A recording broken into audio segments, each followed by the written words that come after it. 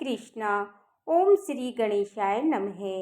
जब जीवन में हर दिशा में संकट घिरने लगे और कोई राह ना दिखे ना सूझे, तब प्रश्रोताओं एक ही नाम संजीवनी बनकर उभरता है।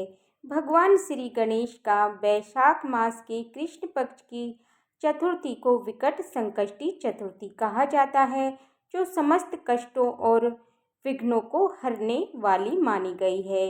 ये दिन विशेष रूप से उन भक्तों के लिए है जो मन, वचन और कर्म से विघ्नहर्ता का स्मरण करते हुए उनसे अपने जीवन के विकट संकटों का समाधान चाहते हैं। तो आइए सुनते हैं इस पावन तिथि से जुड़ी हुई दिव्य कथाएं, जो न केवल आस्था से ओतप्रोत है, बल्कि हमें विश्वास और समर्पण की शक्ति का भी बोध कराती है। एक बार देवी पार्वती ने भगवान श्री गणेश से पूछा कि पुत्र, वैशाख महीने की कृष्ण पक्ष की जो संकटा नाम चतुर्थी कही गई है, उस दिन गणेश का किस विधि से पूजन करना चाहिए। तब गणेश जी ने उत्तर दिया, हे माते, वैशाख कृष्ण चतुर्थी के दिन व्रत करना चाहिए। उस दिन वक्रतुंड नाम गणेश जी की पूजा करके भोजन में कमलगट्टे का हलवा लेना चाहिए। माते, द्वापर युग में राजा युधिष्ठिर ने भी एक बार भगवान श्री कृष्ण से इस प्रश्न को पूछा था। उसके उत्तर में जो कुछ भी भगवान कृष्ण ने कहा था, मैं उसे इतिहास का वर्णन करता हूँ। आप भी श्रद्धा युक्त होकर सुनिए। श्री कृष्ण बोले, हे राजा युधिष्ठिर, इस कल्याणदात्री चतुर्थी का जिसने व्रत किया और उसे जो फल मिला, मैं उसे ही कह रहा हूँ।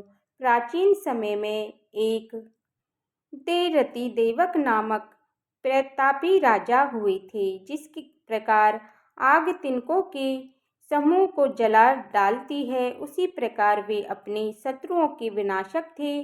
उनकी मित्रता यम, कुबेर आदि देवताओं से थी। उन्हीं के राज्य में एक धर्मकेतु नाम के एक श्रेष्ठ ब्राह्मण रहा करते थे। उनकी दो पत्नियां थीं, एक का नाम सुशीला और दूसरी का नाम चंचला था। सुशीला नित्य ही कोई न कोई व्रत किया करती थी और परिणाम स्वरूप उसने व्रत करके अपने शरीर को दुर्बल बना डाला। इसके विपरीत चंचला कभी कोई भी व्रत, उपवास आदि ना करके भरपेट भोजन किया करती थी। कुछ समय बीतने पर सुशीला को एक सुंदर लक्षणों वाली कन्या हुई और उधर चंचला को पुत्र रतन की प्राप्ति हुई।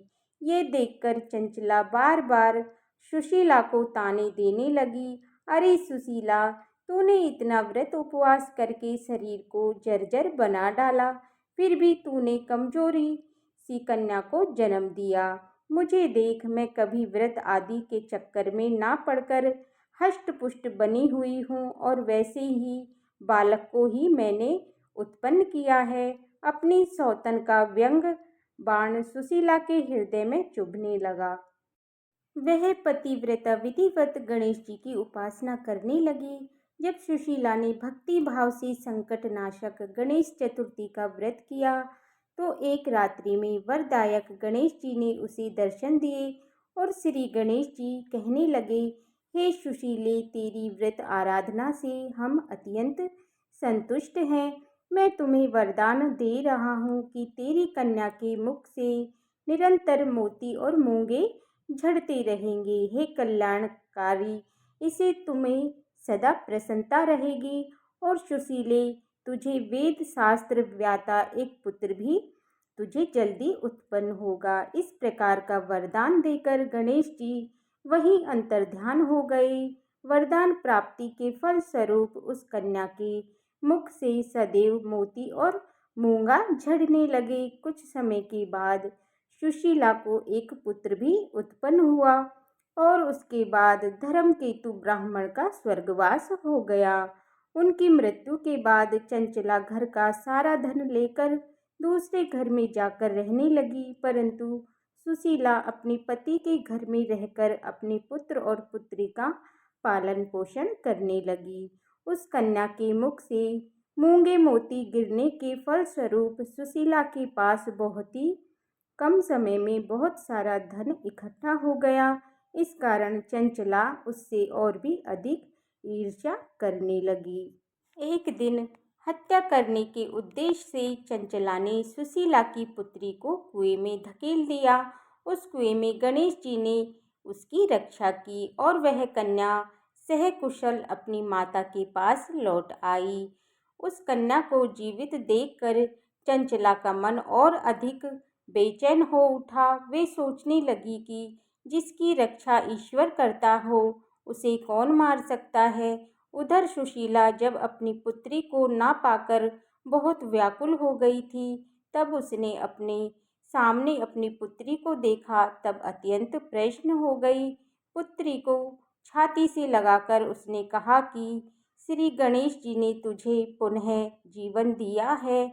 अनाथों के नाथ तो गणेश जी ही हैं। तब चंचला भी आकर उनके पैरों में गिर गई। ये देखकर सुशीला के आश्चर्य का ठिकाना ना रहा। चंचला हाथ जोड़कर कहने लगी, हे बहन सुशीली, मैं बहुत ही बड़ी पापनी और दुष्टा हूँ। तुम मेरे अपराधों को क्षमा कर दो। आप तो दयावती हैं। आपने दोनों पुनों का उद्धार कर दिया। जिसका रक्षक देवता होता है उसका भला मनुष्य क्या बिगाड़ सकता है।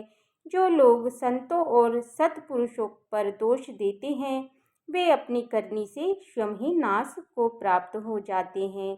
उसके बाद चंचला ने भी उस कष्ट निवारक पुण्यदायक संकटनाशक गणेश जी के व्रत को धारण किया। श्री गणेश जी की कृपा से परस्पर उन दोनों में प्रेम भाव स्थापित हो गया।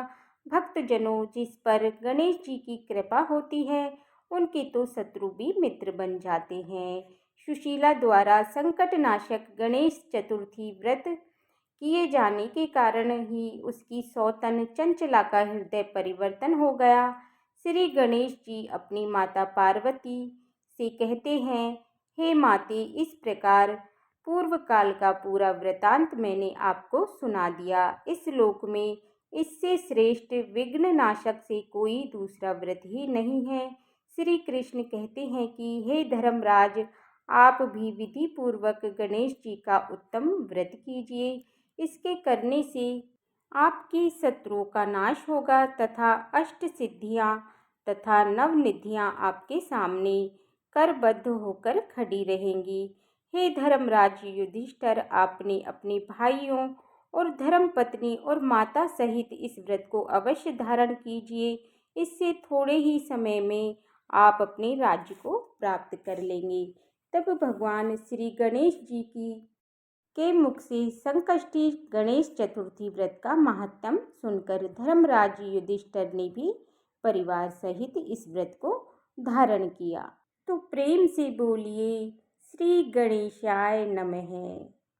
तो भक्तों, ये थी विकट संकष्टी चतुर्थी बैसाख माह की व्रत कथा। अगर आपको वीडियो अच्छी लगी हो और आपके लिए यूजफुल हो तो वीडियो को लाइक कीजिए, चैनल को सब्सक्राइब कीजिए और बेल आइकन को प्रेस कीजिए, जिससे कि आने वाली हर वीडियोज का नोटिफिकेशन आप सभी को मिलता रहे। देखने के लिए बहुत बहुत धन्यवाद।